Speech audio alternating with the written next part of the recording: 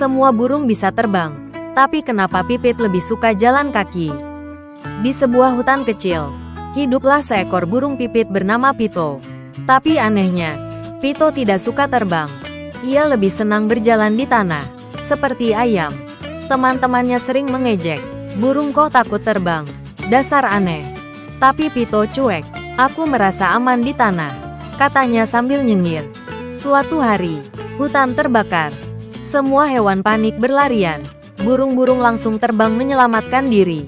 Tapi Pito, ia terjebak. Kakinya lelah dan api semakin dekat. Saat itu, seekor elang bernama Ranga melihat Pito dari atas. Tanpa pikir panjang, Ranga menukik dan menyelamatkan Pito. Setelah selamat, Pito gemetar dan menangis. "Aku hampir mati karena takut terbang." Ranga menepuk sayap Pito. "Terbang bukan cuma soal kecepatan, tapi soal kepercayaan pada dirimu sendiri." Sejak hari itu, Pito belajar terbang.